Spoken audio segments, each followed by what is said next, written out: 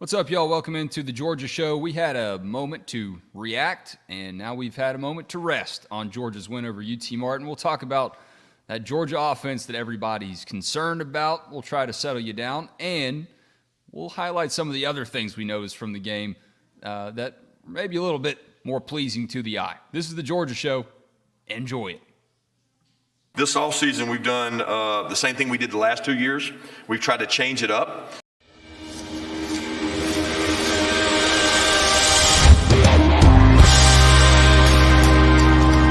Better never rests. Counting colors in the sky. What a thrilling time to be alive.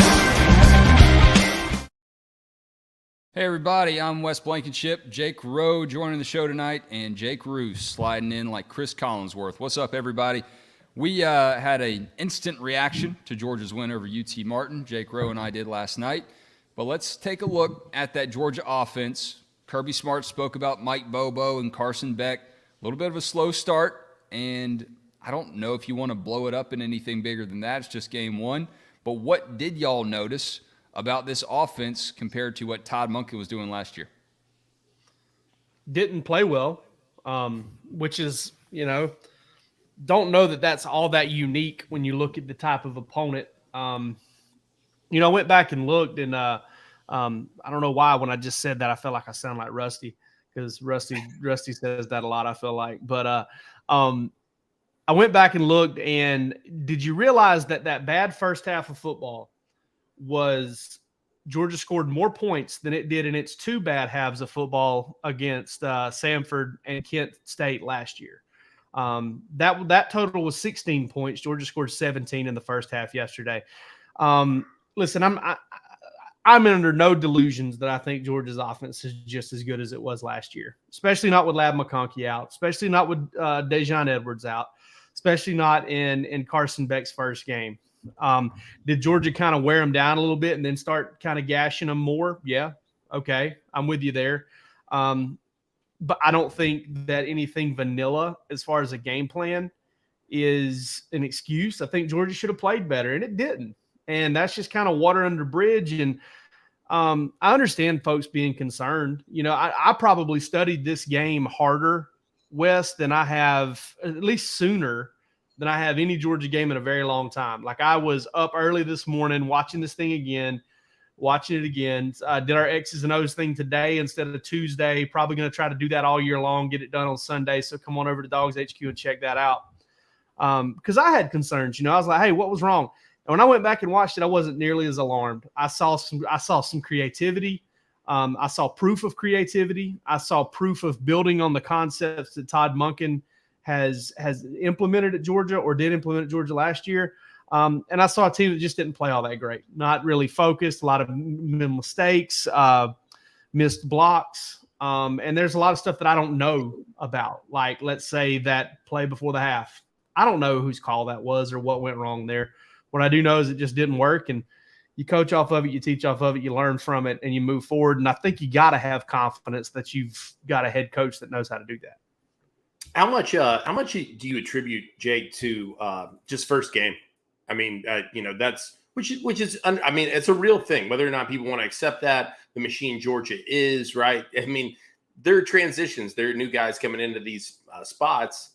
How much of this is just it's what it is? It's the first game of a brand new season and new people, and knocking rust off for some of the old faces and breaking in some of the new guys too.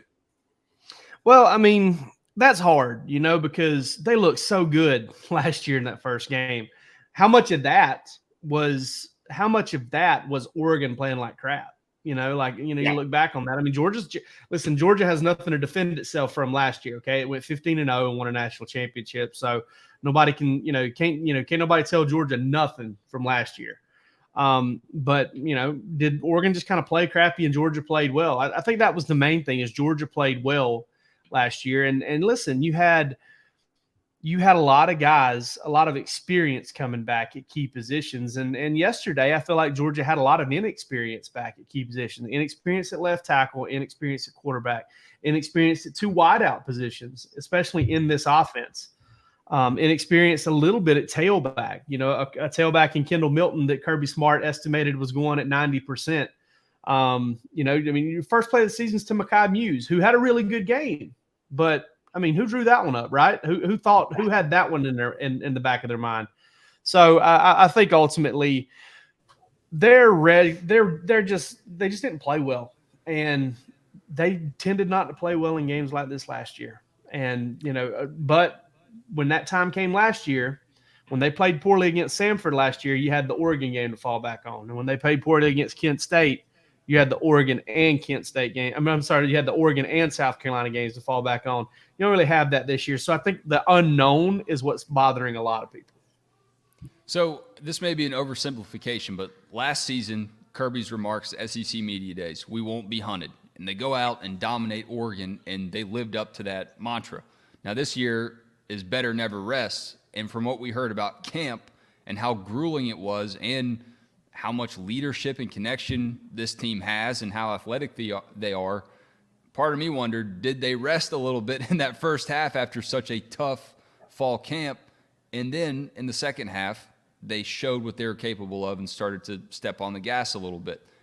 I think it could be a factor here where it's UT Martin, maybe not as much ramp up to play.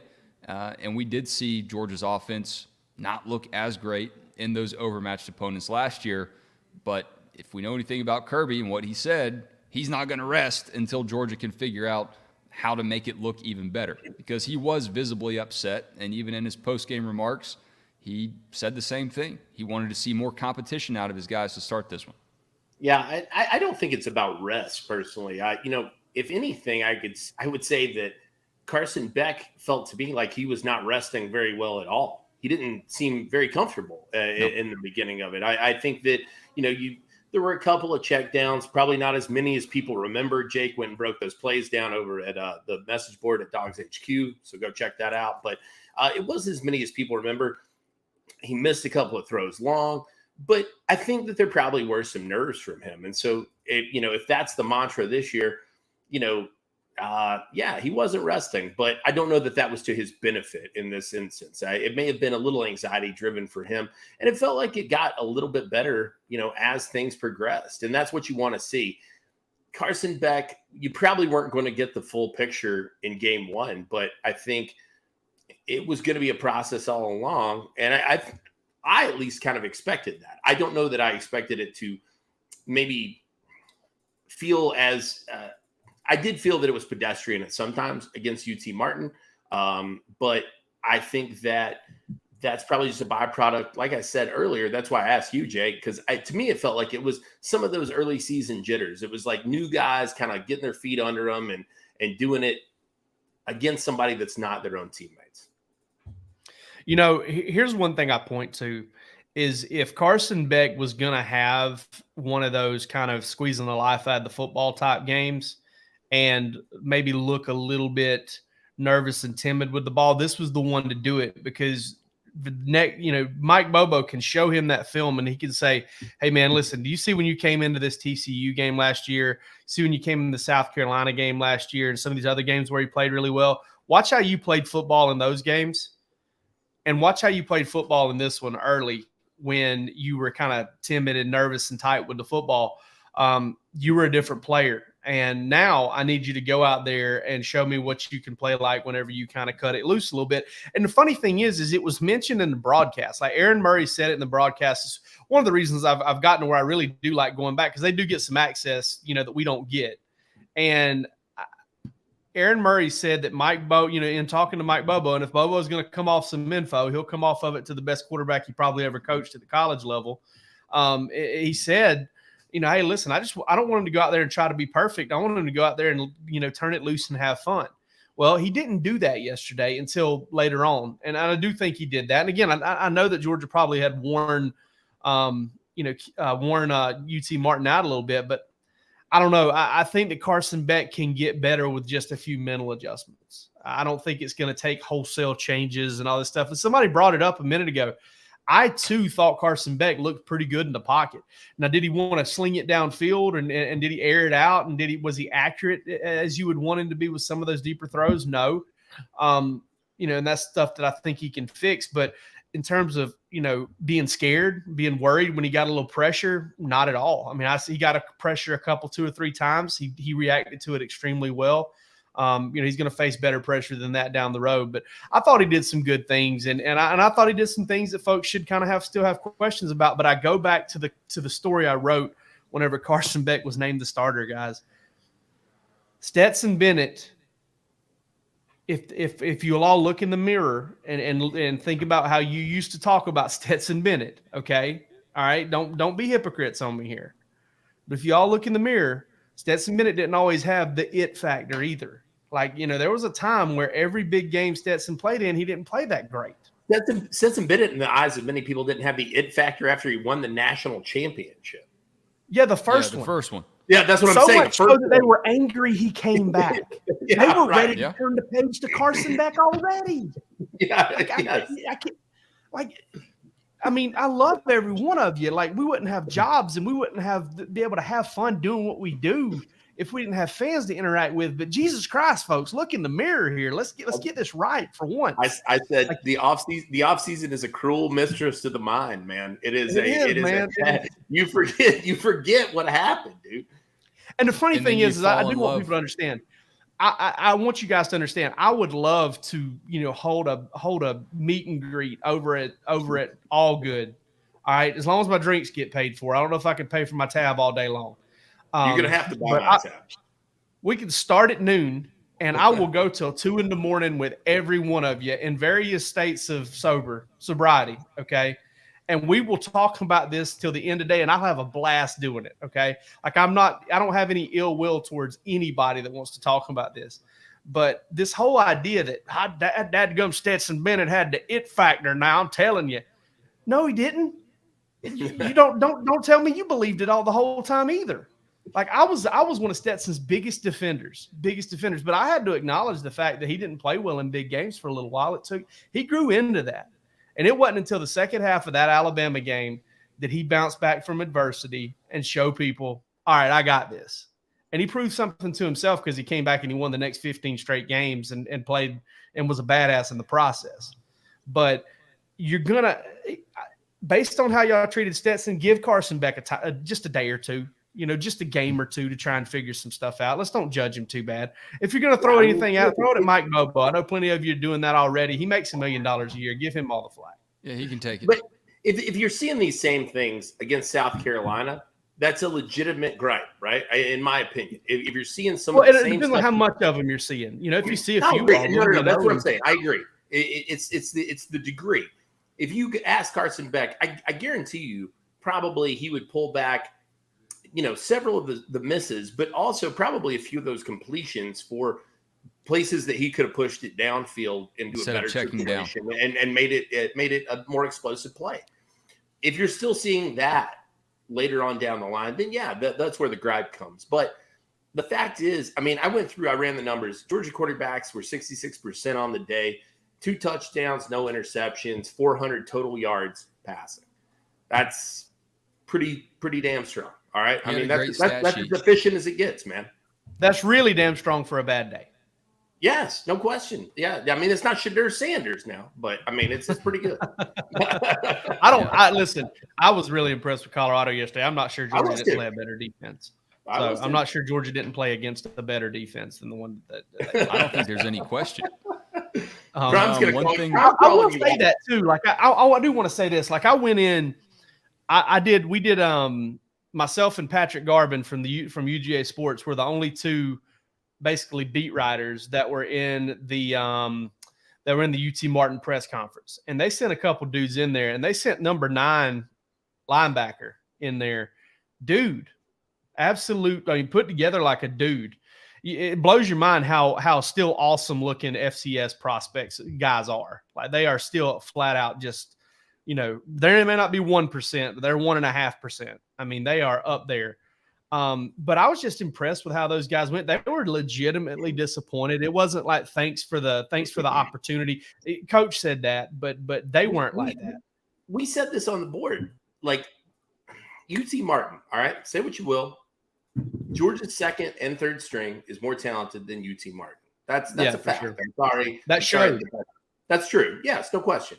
But UT Martin won its conference back-to-back years coming into this game. This is a program that's used to a degree of success. There are a lot easier programs you could have drawn off of the heap of the FBS than this, or FCS. What I get these backwards all the time. Whatever 1-2A is. But yeah, now, FCS actually sounds better than FBS for some reason. I agree. So it always has. Whatever whatever level that is, there are easier teams that you could have drawn off of that than a back-to-back conference winner. Now, listen, did I ever think Georgia was in danger of losing this game? No, not at all. Of course not. But by the same token, these guys are used to having won, and they have a high expectation for themselves. And, I thought that they played pretty damn admirably for a school of that caliber to come in to back-to-back defending national championships in the bowl series, man. I thought that it was pretty impressive. And listen, their punter could probably play at Georgia. All right. We can end an entire show on that guy. Tampering. That dude you're going to see that guy in the playoff next year. Mark it down. All right. My man's punting for UT Martin will be tampered with. He's gonna look like a jewelry box during a burglary, buddy. He's gonna have fingerprints all over him. Check the cell phone records; they're coming. 100%. I saw Walker Dog. I saw Walker Dog in our comments who had said his kicker should be at an SEC school next year, and I wanted to go ahead and make that point that he absolutely will be tampered with. Rusty told me that on the phone earlier today too, which was kind of funny that got brought up. But yeah, I mean, one thing I will say is this too. Now, I still don't think Georgia played well, and I don't think that there was the execution wasn't good, and all that goes back to coaching. Like, I'm not trying to make any excuses for Mike Bobo or anybody. Like, whether the game plan shouldn't have to be opened up or creative for Georgia to move it up and down the field on UT Martin. If they execute well, they can go with their basic stuff, their vanilla stuff, get a lot of guys involved, move it up and down the field, have the game over with by halftime. Hell, I think 17-0 was probably pretty much over with in that game. But probably should have been. Stacey Searles. Yeah, probably should have been 31-0 at the half. I would have said 31-0 at the half. But the one thing I will say about UT Martin that impressed me is if they put a shoulder on you, if they got their arms on you, they got you on the ground at a high clip, and that shows you a good football team. I think they're going to be pretty good. I really don't ever think they were super competitive with Georgia. I think Georgia just made some mistakes and at the wrong time, and you look at some of the penalties they had and some of the goofiness, the clock management issues and things like that. It's week one, get it worked out because long season ahead. And again, I think the one thing you lean back on is there was a time 2020 and before where you would say, hey, Kirby Smart probably knows a little bit more about football than you, man. And that would probably piss some people off, and I understand why. He hadn't won anything yet. Well, I'm going to tell you, Kirby Smart probably knows a little bit more about football than you, man. And I think you're going to be okay. I think Georgia's going to be fine, and they're going to, as long as they get better as the year goes along, like they've shown they have the ability to do, I think Georgia's going to be fine. And one thing Kirby said. Go ahead. I was just going to say, Jason Simpson, 17 years at UT Martin. All right, pretty impressive record to stay at a place like that, to do what he's done. 56% win percentage. The guy has hung around and proven his mettle at a place like that. They weren't going to go away easily. Like you said, I mean, I wasn't concerned either. It was never that they were competitive, but they probably deserved a little bit more credit than they got coming into this thing. It wasn't the, Sisters of the Poor. They had a handful of dudes on that team that were preseason first-team All-Americans in FCS, so there are no slouches. So one thing Kirby Smart did like about Carson Beck was that he didn't turn the ball over, and that was something that if you watch that game and you know what Kirby Smart likes in a quarterback, that was going to jump off the page for him. But now that we've had a moment to think about this game, let it marinate a little bit, other than Carson Beck, what are some things that stood out to you? I know, Ro, you got a chance to watch it again. On the positive side, obviously Makai Muse, great for him. What does that say about the Georgia walk-on program? You had Dan Jackson, Cash Jones, Makai Muse, all kind of playing roles. Terrell Foster on special teams as well. Yes. Georgia does a really good job, bringing in walk-ons.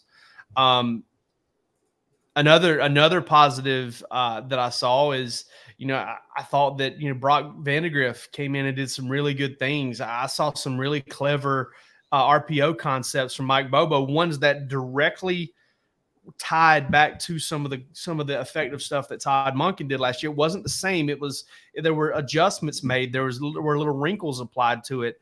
On the negative side, I tell you what, in real time, I was like, man, I think UT Martin's just kind of crowding the line of scrimmage. That their safeties were playing back, but they were on their front foot and they were flying up against the run. And I'm like, okay, well, what's happening here is they're just kind of gearing up to stop the run. Georgia got beat at the point of attack a few times. Now I think UT Martin was probably, I think they were submarining a little bit, kind of playing underneath blocks and just trying to wreak havoc. I think they were just trying to muddy the waters up underneath there, but it was working and Georgia didn't really have an answer for it. They weren't really getting anything going to kind of combat it.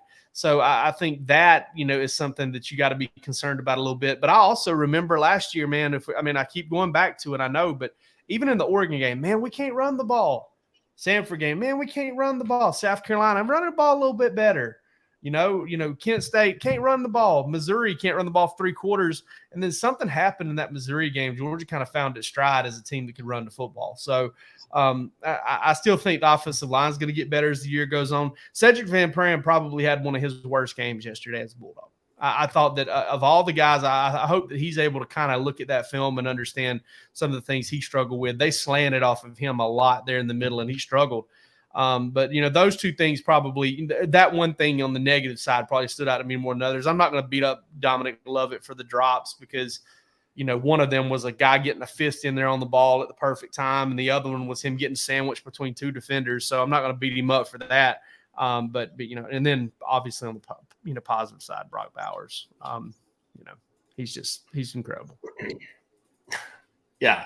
I mean, for me, it was Tyke Smith. I felt like he really kind of had a great game. I felt like he was scrapping through, just looking for contact, looked fast, and was playing well.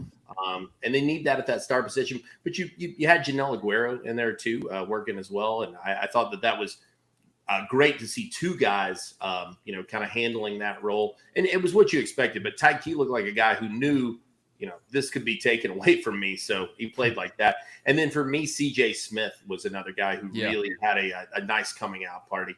And I told people this on the board, kind of consistently all day.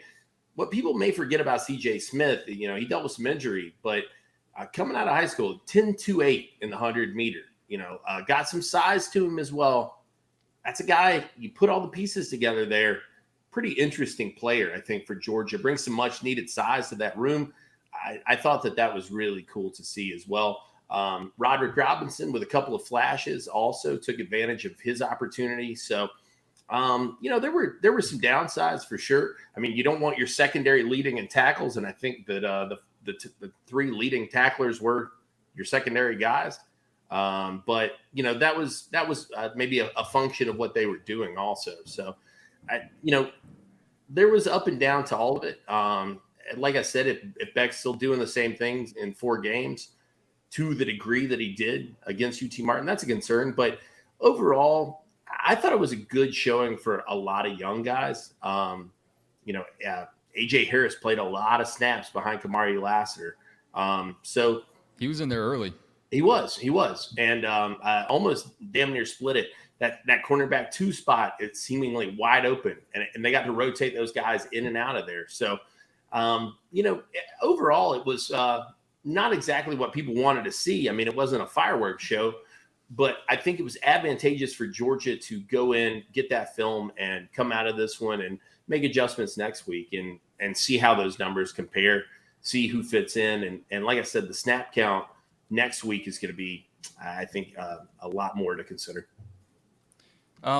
Sorry, I was muted earlier. Haven't done that in a while. Put $1 in the mute jar. Early on in the game, when Georgia's offense wasn't rolling, it became check down get the ball to Brock Bowers, basically. And that's great that you can do that against UT Martin. Better defenders probably going to be able to lock that down a little bit better than that. Where did Mekhi Muse come from? What is his origin story? Because that guy is motivated. I like that Aaron Murray called him Mighty Mouse.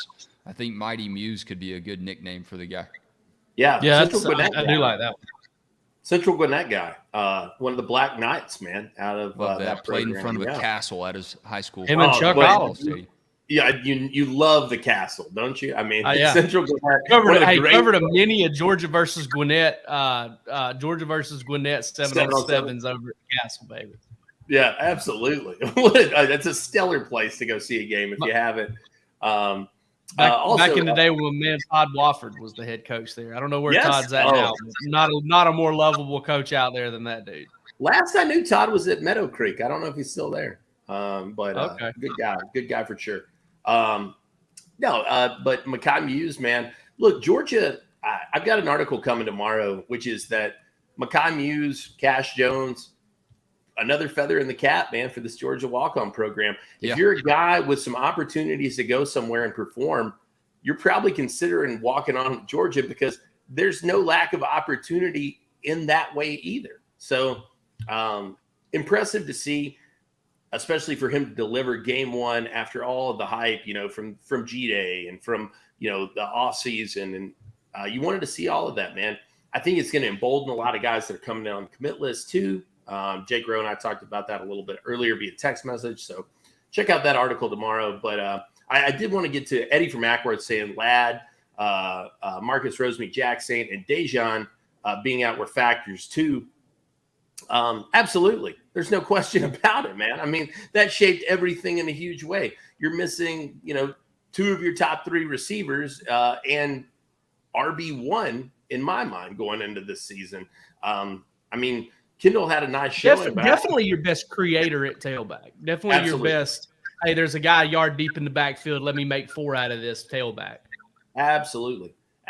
So, yeah, that shaped everything as well. And, that was, a negative and probably contributed to some of the negatives. But it was a big factor and, something they'll get corrected, I guess, over the next couple of games, hopefully. Jake Rowe with a note on that this morning, too. Something I want to circle back to with Beck, though, is the whole check down thing, right? Like, because that was a big narrative over at DawgsHQ is a lot of folks and then I got to thinking about it, and I was like, I remember this little swing pass that was designed, like he snapped it, he turned it through the swing pass, or I remember, kind of this 3-step drop, throwing a quick out or whatever, but I didn't really recall the true check downs. So I went back and looked. There was one, I believe, in the second quarter was the first one where he hit Oscar Delp hooking up for 3 yards. So that was his first one. The next 2 came on the 2-minute drive were to Cash Jones. One of them was a little dump off for 2 yards. And then the other one was was kind of a drag route that Cash Jones had ran over the middle. He picked up 12 yards. And then he checked one down later in the game that didn't really look like a check down from a design standpoint. He had Brock Bowers lining up in the backfield. He ran a flare route. He had Oscar Delp out front. And he looked downfield for a little while before he dumped it off to Bowers, so I counted as a check down. That was 4 out of 31 throws.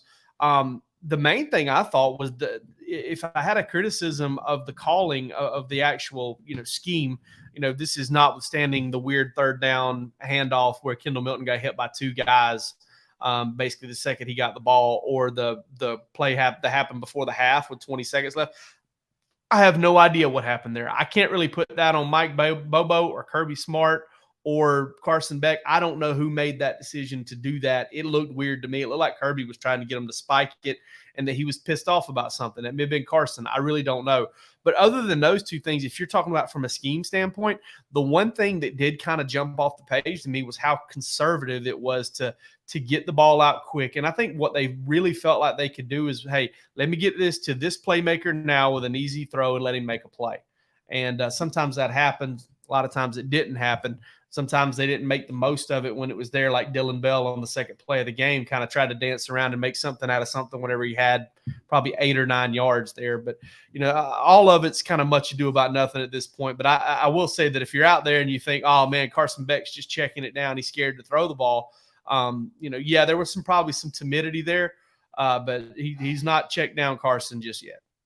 So what I saw when I was watching, and I might have been watching the wrong thing, it wasn't so much I didn't view it as Carson looked scared. It just seemed like he was having trouble getting some guys open. And I think that, again, missing Ladd, Marcus Rosemy-Jacksaint in that offense could have been a factor for sure. And Dominic Lovett looked surprisingly shaky for me in his first game. So expecting some bigger things out of him. Guys, as the season goes along here, you're going to want to check out gametime.co to get all of your Georgia football tickets, whether it's the week of, the day of, they've got them. Ball State coming up this noon kickoff on Saturday. If you're going to go out there and brave that scorcher, it's going to be $19 here. But here's the deal with gametime.co. If you're in a pinch, use the checkout code DAWGS. And with the agreement we have with gametime.co, you're going to get $20 off of your first order. So that ticket could be free. Or maybe you're looking at some bigger games down the line. South Carolina, starting at 156. Say you want to splurge a little bit. You can get this one for under $200 right here in section 218 if you want to sit with the people that sit there with pinkies up in the air watching the game with fine chilled drinks. You've got all the options at gametime.co. $20 off with the checkout code DAWGS. So download the Game Time app, create your account, and use that code DAWGS for $20 off your first purchase. Terms apply. Create that account, redeem with code DAWGS for $20 off. Download Game Time today. Last minute tickets, lowest price guaranteed. So Georgia had a banner list of recruiting visitors. Jake Roos, Juju Smith making an appearance. What was the headline for you coming out of this visitor list that we saw for UT Martin? Juju Lewis, just to clarify. Oh, yeah, Juju Lewis.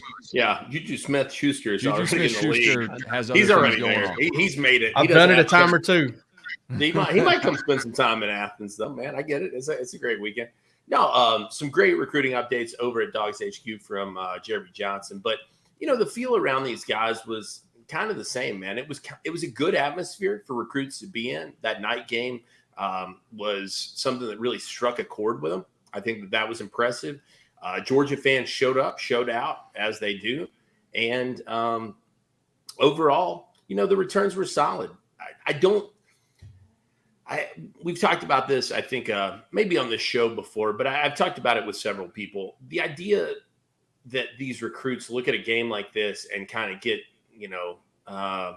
nervous or something of that nature just doesn't fly. It doesn't play because they play the game. They play teams like this. Buford plays the UT Martins of the world at some point, in their own conference. So they're able to look at it a lot more objectively than fans are. And so I don't think that it was anything negative for Georgia. The fact is Georgia's still undefeated, rolling on a long streak here. So that's what those guys take away from it. That's what's important.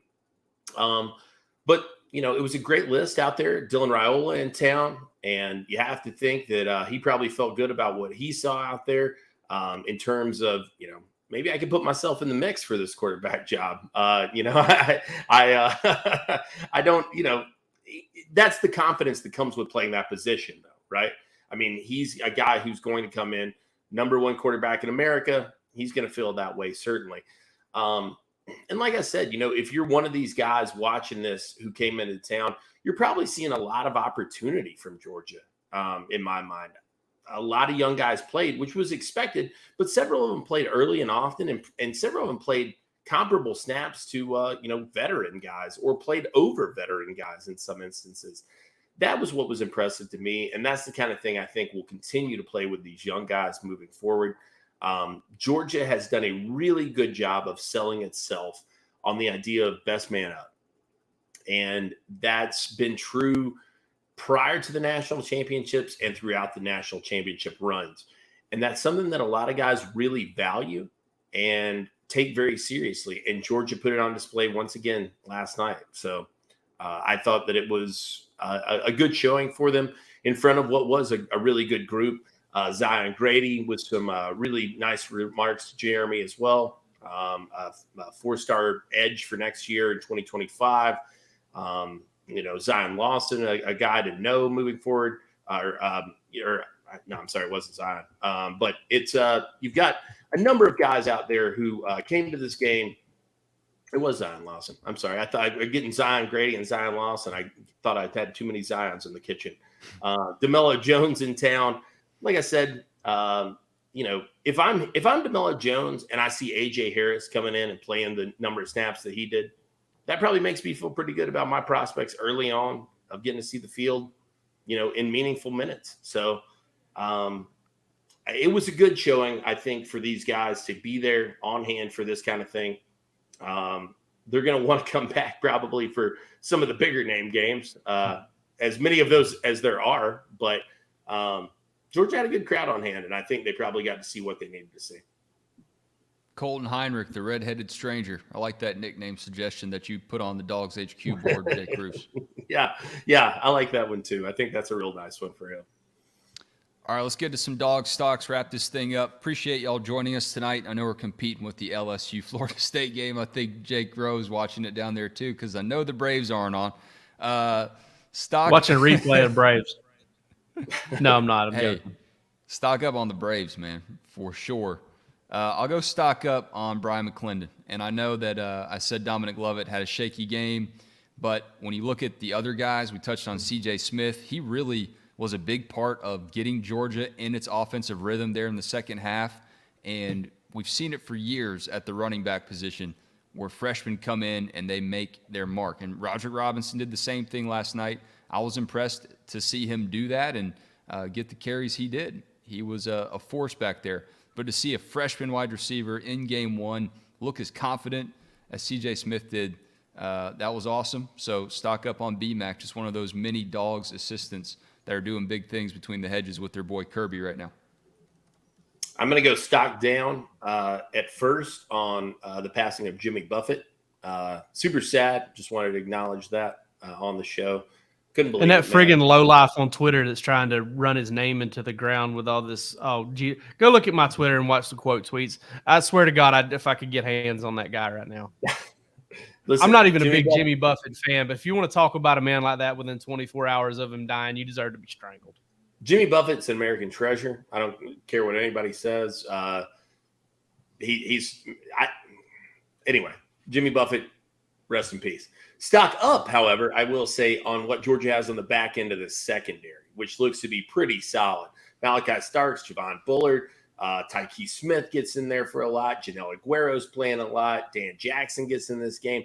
They've got some depth back there in that secondary, and that feels nice, man. I think that that's a good situation for Georgia to be in moving forward into this season. You know that the back end of this is pretty well handled. You saw it played out in the snap count. Those guys got the brunt of it, and I think that that's really, really good news. Also, stock up on C.J. Allen. Pro Football Focus had him with the most snaps of any inside linebacker, I believe, on the team, if I'm not mistaken. So outpaced Jamon Dumas-Johnson. Xavier Sori didn't get as many. I don't know that I had that on the bingo card. I know he's a young guy. He was getting some later in the game as well. But for him to get the most at that spot with the depth that they have, they're really telling about what they feel about C.J. Allen. Thought that was pretty cool to see. So Georgia may have another one on its hands when it comes to that inside linebacker room. Yeah, I needed a program watching the game last night to see all these guys coming in, but especially him. I was like, who's 33 out there? And he was busting heads early on. So great to see. All right, Ro, what you got? All right, I'll start with, since I can see myself, very little affirmation. Stock up on me. I feel good right now. I'm feeling good. We got a lot of content done today. Feeling good about DawgsHQ. Feeling good about myself for once. So stock up on me. Stock up on this game over here. It's pretty interesting. I don't have a whole lot of stocks. I'm in such wait and see mode. I think all the stocks that I own right now, I just kind of want to hold on to them. I don't want to buy any. I don't want to sell any. The one thing I will say stock up on, though, is the steadiness of Georgia's special teams. Because I watched the Tennessee game yesterday, and I watched some other games, and there was just some wonkiness that comes with game one special teams because it's hard to practice them live. It's hard to, block live. listen, man, they set Mekhi Muse up for a couple nice little returns and got him something going. Now, some of that was because, Thunderfoot was just, booming him deep and kind of out kicking his coverage a little bit. But Mekhi Muse, kind of got some stuff going in return. Hey, Peyton Woodring did a phenomenal job, in his first action as a kicker. Kudos to him for winning that job. And then, the coverage units also fantastic. I know it's an FCS opponent, but they did a good job. Another stock up, Dalen Everett. Okay. This guy, folks, when I tell y'all that in the second scrimmage, he got like one series of third down, I think it was 4 plays.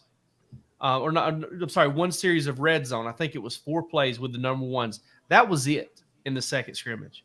That's when you kind of find your depth chart. The very next Saturday, Georgia does a dress rehearsal. Julian Humphreys is with the one, according to everything that I've heard. And then Kirby Smart said it on Monday. Guys, we got a whole week of live reps in practice. These guys are going to get a chance to compete for this job. Who's out there starting in game 1? Dalen Everett. Stock up for that dude, man. Way to keep battling throughout camp and to earn your start. He's going to have to do it again this week and the next week and the next week because Julian Humphreys is not going to go away. Nyland Green's not going to go away. A.J. Harris is not going to go away. But still, getting that start for game 1 of this season, kind of making a little bit of a comeback to do it, you deserve some props. Absolutely. Appreciate y'all joining us, getting us to 10,000 subscribers this weekend, right in time for the season. That was awesome news to wake up to, and a lot of other great news over at DawgsHQ.com. As you saw, it's been a fire hose of information on the team side, on the recruiting side. Y'all go check it out. Appreciate y'all tuning in this evening. We'll catch you back here, Bark After Dark, tomorrow night. Y'all doing it on the holiday? Oh, yeah. We're going Days again. Off, Better Never Rest, and Bark After Dark doesn't either. We have Matt Godwin. Yeah, I was going to Again, say. Matt Godwin's coming on to talk the opener, former Georgia Director of Player Personnel, 3rd appearance here on this channel. And by the way, I want to point out something, guys. We have picked up 55 new subscribers over at DawgsHQ today. It has been a large day for us. So we're really proud of that. Love that. Stock up on us. Georgia show back again Wednesday at 8:30. Thank y'all. We'll see you next time.